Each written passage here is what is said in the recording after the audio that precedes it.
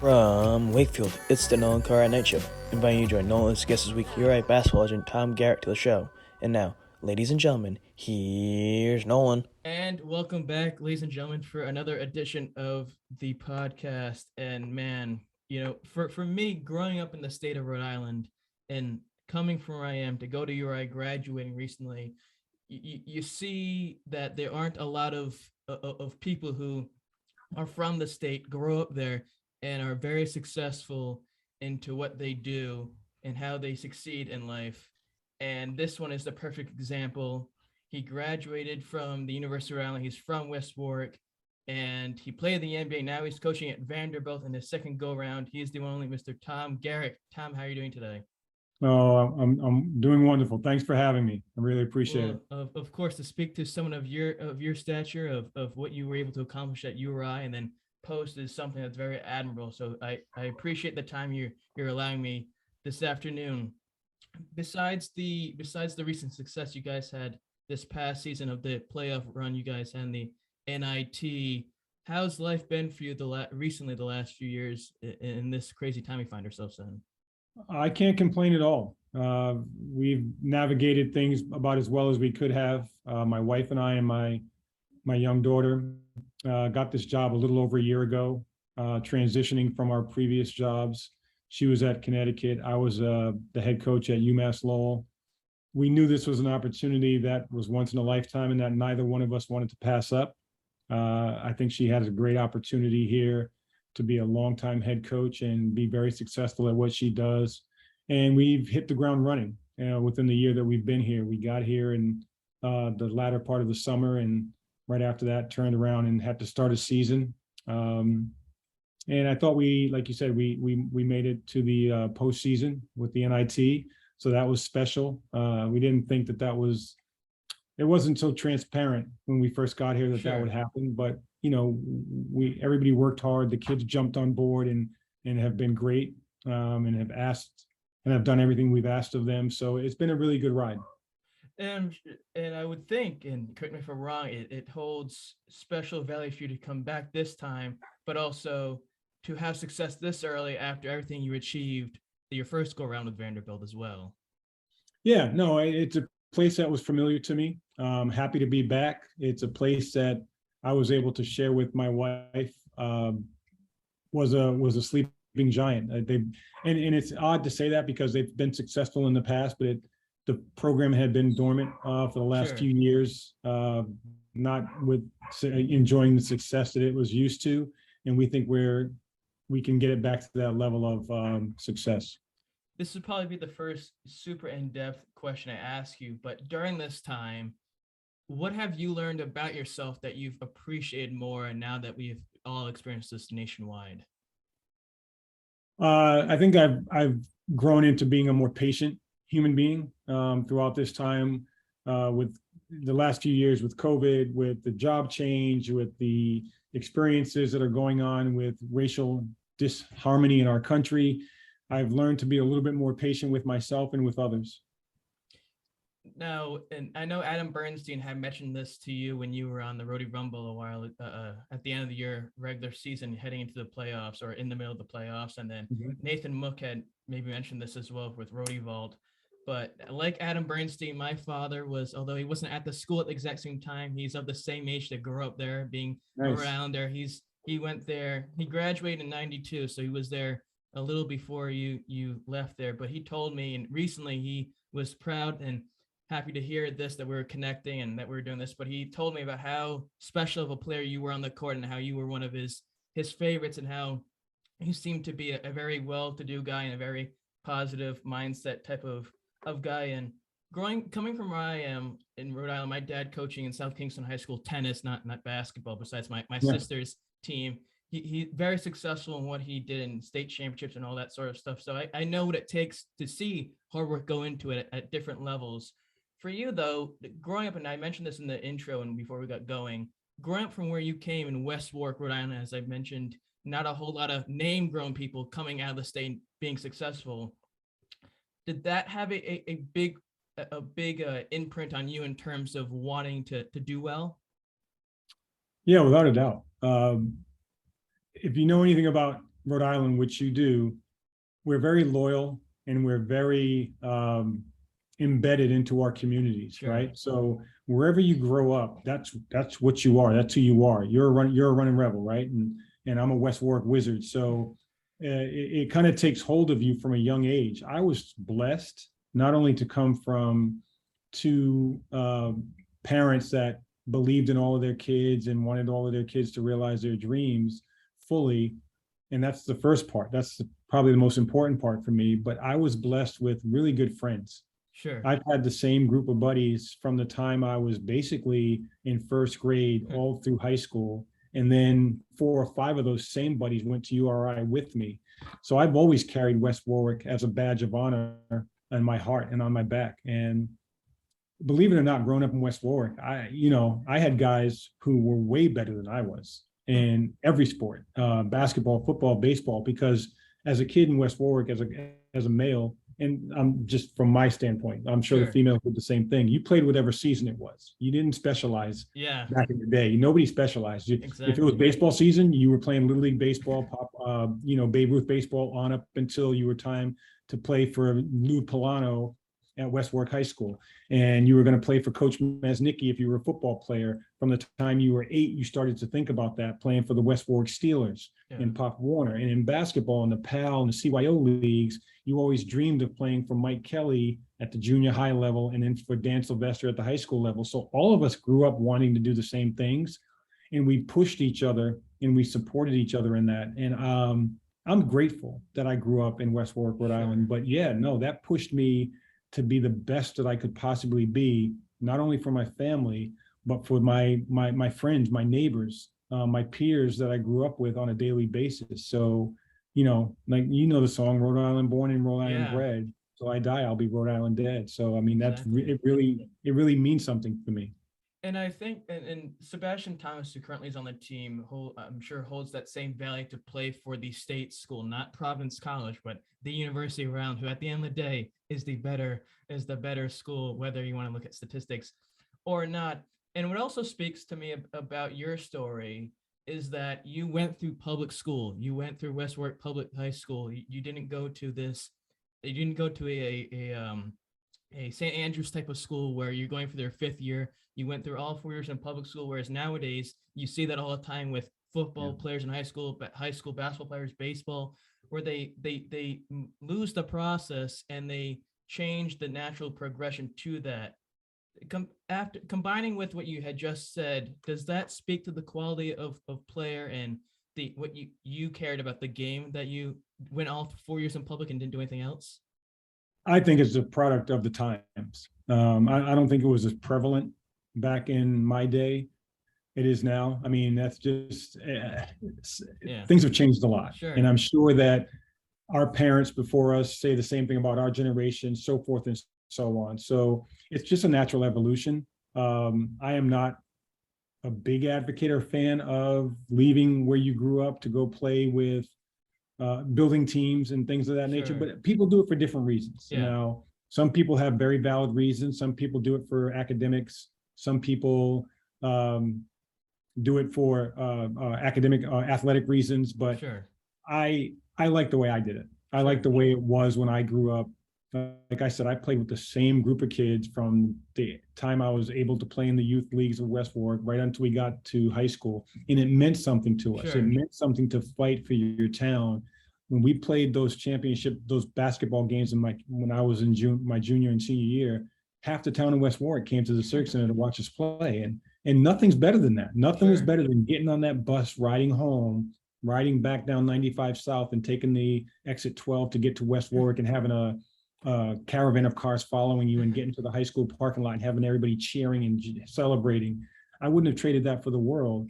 But again, if I was growing up and I was a high schooler in 2022, maybe the path would be for you to go to prep schools. And I'm dealing with that now as a college coach. So it's prevalent throughout the country, almost to the point where it's very odd to see someone finish high school where they grew up and started. And I think that correlates to what you just mentioned about playing with the same 4 people, or playing with people who you went with in elementary school to then high school all 4 years, and the chemistry that you built to help be successful in high school speaks to your transition to URI, where you have all that chemistry with your teammates, Morgan Cena, who I had on, Kenny Green, Silk Owens, and the list goes on. And speaking of Kenny and Morgan, I had them on, and I asked them, as others I have on here in various different fields of life, about when you're successful, such as yourself and whoever it may be in their field, they have an idea of early on that, hey, maybe I have some sort of thing here better than others. For Tom Garrick growing up in West Warwick, when do you remember that moment where you're like, hey, my basketball skills here are a little bit better than some of my friends I'm around? Wow, that's a good question. I played with some really good kids in high school, and they challenged me on a daily basis. We challenged each other. I probably, this is interesting because we talk about it here with our team at Vanderbilt. And to be really special, you almost have to have irrational confidence, right? You almost have to have confidence that nobody else can see. They don't know why you're confident. It borderlines on cockiness, but you have to be humble too. And I think I had irrational confidence back when I was in like 9th and 10th grade. No reason for it. I mean, I was no better than anybody else, but I think that I felt destined to be doing something great. I wasn't unlike a lot of other young people. I used to practice my signature because I thought I'd be signing autographs when I was in 7th grade. The back of my notebooks used to be filled with Thomas S. Garrick, like I had been punished, but it wasn't because I was punished. It was because I was practicing, because someday someone was going to ask me for that signature in my head. What it did for me was it made me work harder, because I thought that if that were to be a reality, I would have to be really special on the floor. So I had to work hard. And I was, like I said, I'll repeat this over and over. I was fortunate enough to play with and around guys who worked just as hard, if not harder than I did. So some of the people who probably may not have been as talented as me probably worked harder than me to push me even further, because you never wanted to be second. Even in our friend group, you never wanted to be less than the best. And that helped us become a very good team. And I think it's the same thing with the URI team. When I first got there, my first 2 years, we weren't very good. We weren't special, but we were tough and we worked hard. And going into my junior year, we came off a sophomore season where we had lost maybe 7 or 8 overtime games. Unbelievable, right? 7 or 8 overtime games, and we lost every one of them. But we knew we were that close. And that just made us work even harder that summer. So when we came back in our junior year, and those next 2 years of URI basketball, we had irrational confidence. You could not tell us that we were not good. We wanted to play anyone and everyone because we knew something that they didn't. We knew how hard we had worked, how much we had cohesiveness on that team, and how everybody was selfless and wanted to play their role. And that was dangerous, and it proved out by us going to the Sweet 16. And you've mentioned in other interviews where you talk about having dignity for yourself and representing your last name and your family to the best ability. And that specifically when you get drafted and Elgin Baylor calls you for the Clippers. For you, why was that important for you, though, as a young player at whatever stage it was, to have that dignity for yourself, but also for your family name? Because my mother and father meant so much to me, and they had done so much for my family and my siblings and I. They're the best 2 people that I will ever know in this world, in this lifetime. And that's not to discredit all the other great people that I've come across and some of the people that I haven't even encountered yet that will be great and impactful in my life. No one will supersede my mom and dad. And that's just something that as a Garrick, you knew. I was the youngest of 8 kids. All of us feel that way. Like, you knew how important mom and dad were and how impactful they were on our lives. And they were just good people. And they were revered and respected by everyone. Like, I can't find a person to say a bad word about my mom or dad. But they were tough too. And they were demanding, and they put discipline on us. So everything I did was to honor them. Even at a young age, I wanted to make my mom and dad proud. It wasn't something that was voiced. It wasn't something that was demanded by them from us. It was just that I saw how they lived their lives. I saw how people approached them and how people interacted with them. And it was all I could do to make them proud of me by doing whatever I was doing. That was at the forefront of my mind every day. Like, they had those bracelets, what would Jesus do? Sure. Mine was always like, what would mom and dad do? like in my head. So that spurred me on, and it does to this day. Sure. I asked this to Morgan and Kenny when they were going through high school, and we often talk about and see the spectacle that people create of making that decision to play college sports and their final decision of where to go, Alabama, this place and that place. But you really don't see conversations about the media attention kids in high school get or attention they get from all the schools that are looking at them and they commit to. When you were going to schools, I know your story was almost different of going to Bryant at the time, Bryant College. Mhm. For you, how did you deal with the attention of schools watching you or people watching you in high school later on? I didn't get attention in high school. I really didn't. That's not I laugh at it now. But I didn't get attention in high school. I got attention from my town, West Warwick. John Parenti was our radio broadcaster for our high school.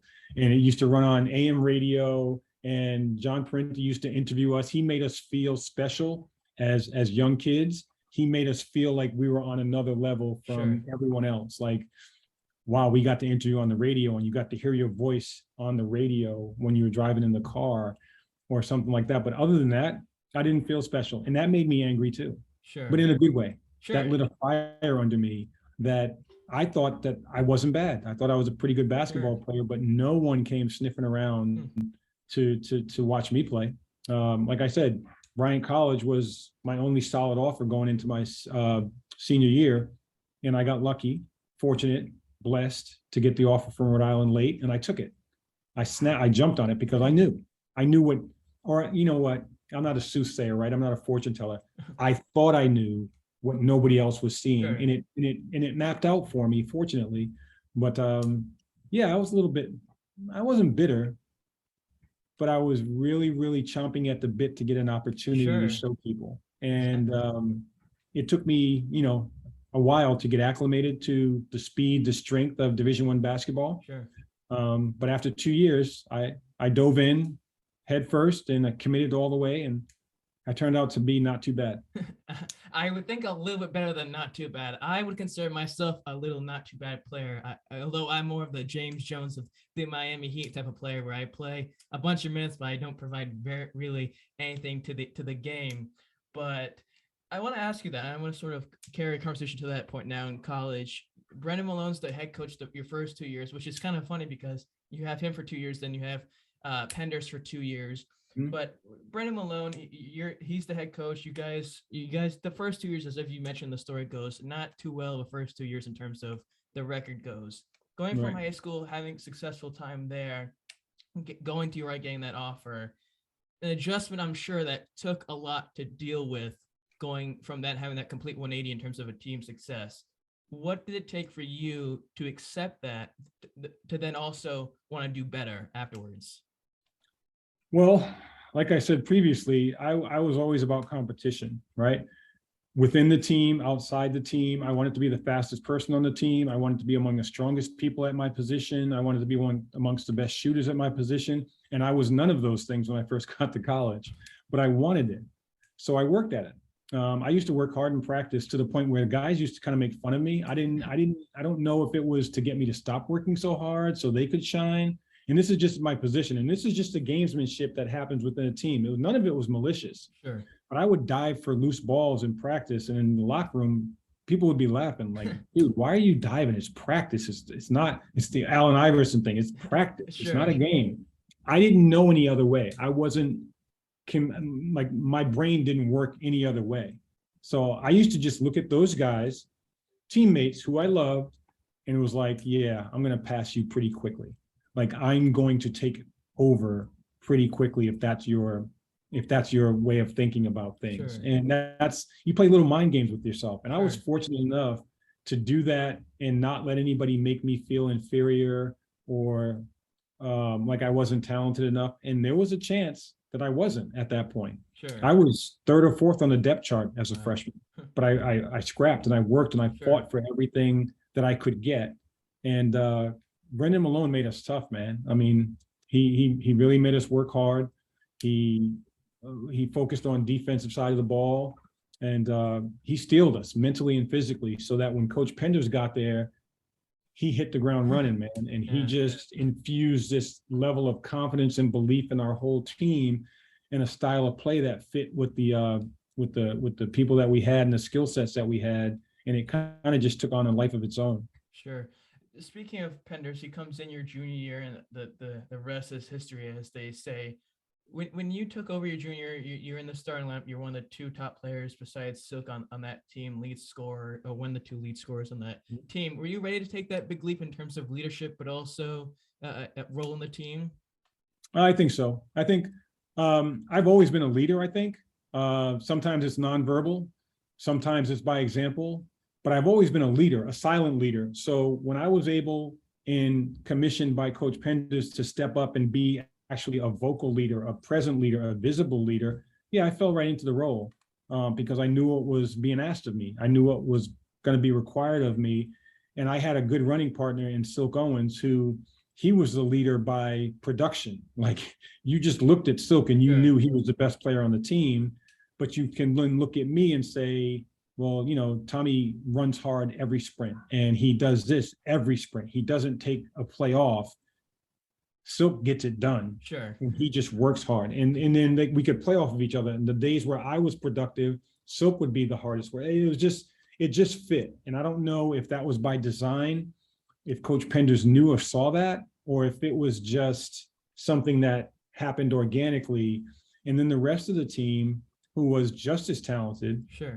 You said you talked to the Mergensinas and the Kenny Greens. Kenny Green was the best big man in the country for like 3 years, man. But he was at Little Rhode Island, so nobody kind of paid attention, but they did.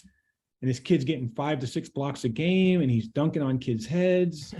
Okay, he could be something, but he was something from the time he got to campus. And Mergensina was a 6'7" perimeter player before those were prevalent. Like he was shooting threes and handling the ball and making passes before that was a thing for 6'7" guys. And John Evans was one of the best athletes in the country. Like John Evans was a track star in high school, it looked like, because he could run faster and longer than anyone on our team. And Bonzie Colson was this defensive presence and this wizard and our enforcer. And you go on down the line, we didn't go deep with that team with Coach Penders. We only played like 7 to 8 guys sometimes, but those 7 to 8 guys were as talented as any group in the country collectively. And that's what people didn't understand. So, yeah, we kind of made each other better every day. We believed in each other. We supported each other, and everybody just kind of accepted their role. You talked about maybe not necessarily this is the correct word, but having a chip on your shoulder to sort of prove those wrong who didn't take you seriously going into college. When you had that big statistic jump from going 7-3-2 to then 17-4-4 your junior year, and then senior year doing even better, is that sort of a moment where you're sort of like serving a revenge dish to them those 2 years? No, that it didn't take up that much space in my head. Like I really could care less what people thought or felt about me. It was all about me, my family, and my team. If I could make those people proud, if I could make those people happy, that's really all I was worried about. Down deep inside, I used to store all of those things, any kind of shide or negativity that I felt. I'm sure it bubbled in my stomach and helped me run stadiums in the summer with Jamie Benton at Brown Stadium. We used to run the Boulevard every day on the east side of Providence. We used to be in the South Side Gym Boys Club every day, 2 and 3 times a day. Yeah, I'm sure all of that. We used to talk about it. Rhode Island doesn't get credit. Sure. You know, we get overlooked. Yeah, well, I'm sure we played on that a little bit. But outwardly and overall, I was just happy to be playing basketball, happy to finally be playing at a level that I thought I was capable of from the beginning, and happy that my team was having success. Now, you talk about, and it's clearly present, the hard work that you put into to want to succeed and help your team succeed, and the work that must have gone into not only from your sophomore to junior to make the NIT to then your junior to senior to make the big dance. Mm-hmm. Besides that work that you were able to do, what did Tom Penders, and I've heard stories about his pep talks in the locker room, specifically the Missouri game, and how people are doubting him and what he did with certain fruit. But how did he and his pep talks pregame do for you in terms of your game improvement? Coach Penders was kind of like a master motivator, right? And I think any of the guys on the team can tell you that. Sometimes you liked it, sometimes you didn't, but you always got the message. There was a segment of my senior year where I used to get yelled at every pregame speech. I mean, yelled at. And it just became a sense that he knew what I needed to get the fire lit underneath me. There was a game we played at George Washington when in the middle of my senior year where they were pretty good. They were number like 3 or 4 in the conference, and they were on a roll, and we were coming down there in their house to play them. And I got yelled at halftime, and I came out and I scored like 20 something points in the second half. So then Coach Penders jokingly, but half honestly said, well, we're just going to yell at you before every game. So you start the game that way. Sure. He goes, you're a nice kid. You don't like to cause any friction, but he goes, you're better when you play angry. So I'm just going to make you mad before every game. And he said that tongue in cheek, like casually in practice. But sure enough, he used to yell at me before every game. Sure. And I used to just sit there and take it and nod. And then it would be over. And then I'd go out and we'd play. And it was nothing malicious. It wasn't, like verbal abuse type yelling. He'd just be like, I need you to do this, and I need you to do this, and you're capable of this, and you should be this.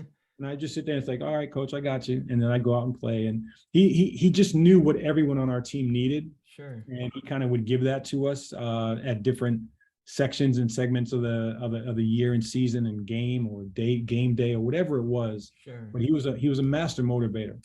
Before after you left, graduated from URI, before you came back to URI to coach, and then you went on to your different stuff along the way, you spent a little time in the NBA and professional basketball. And like yourself, there are a few other athletes from URI, men's basketball players, who have done that for the same. When you're part of that small group of URI men's basketball players who have made it not just in college, but then into professional basketball, especially getting drafted, does that hold a lot of value to you in terms of your accomplishments? I believe so. I mean, it's repping our school, right? So everybody has that. The Duke has their players in the league. Carolina has their players. So anytime we get somebody who has gone on to play past college, it's a feather in our cap, right? Sure. We produce good basketball players. Like, it's a good program at the University of Rhode Island, and it has been for years. And sometimes we play little sister to PC. Sometimes PC plays little sister to us, even in our own state.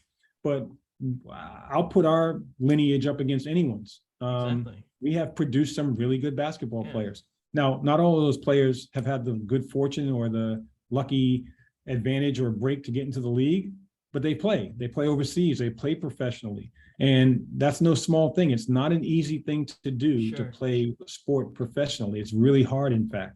And we have a number of guys who have played overseas professionally, getting paid. Yeah. That means something. And some who've played a decent amount of time overseas. Kenny Green, Morgan Cena. I had Abdul Fox on a few weeks ago who played 12 years or whatever the number was overseas. And it speaks to the type of player that they want to, even still after college, to do that. Before you joined the women's program and other women's programs, if my knowledge serves me correct, you coached with Coach Garrick briefly in the late 90s. What was that like to come back to your alma mater, to beat I believe you guys beat Temple in the playoffs. Yeah, in the A-10 championship. What was that like to get revenge after them after the 88 season where you guys had a tough go against them? Oh, I lost you.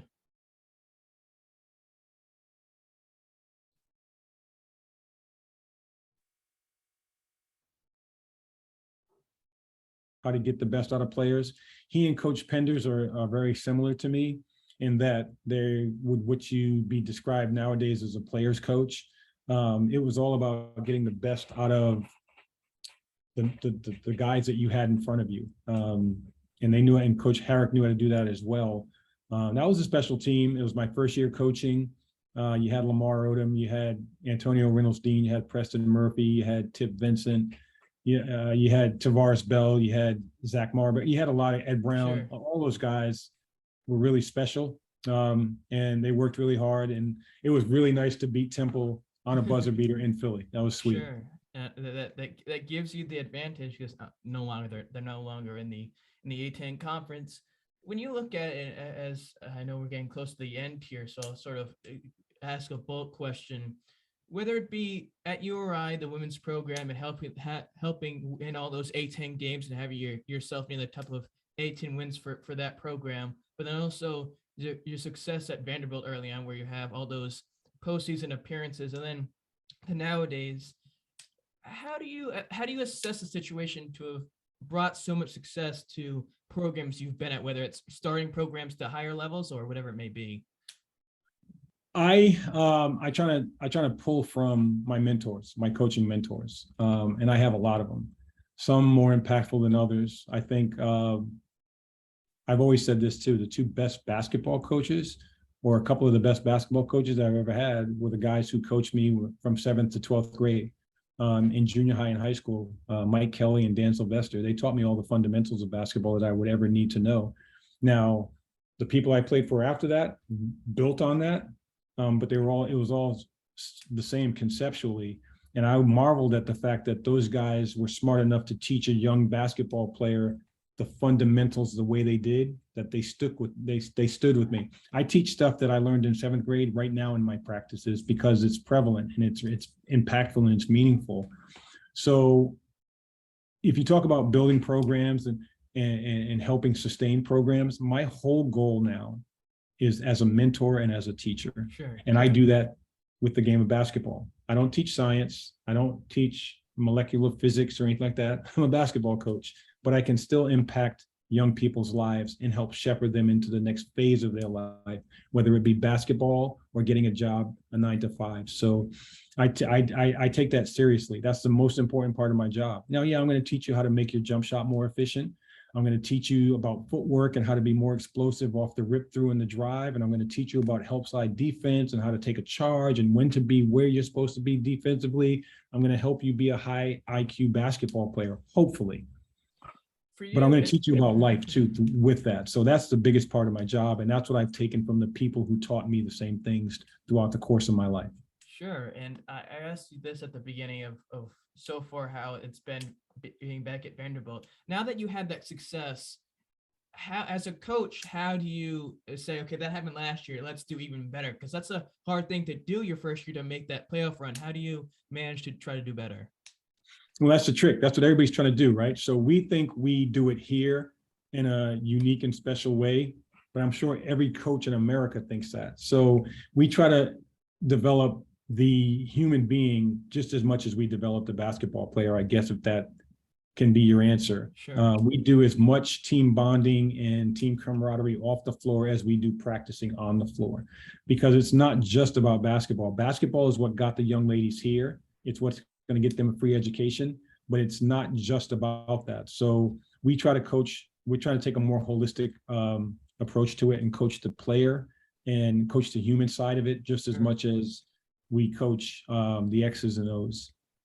Now, you're a humble guy that's known. How do you, being who you are, and how do you commemorate the past in the sense of remembering yourself, but also adding yourself into the conversation as well?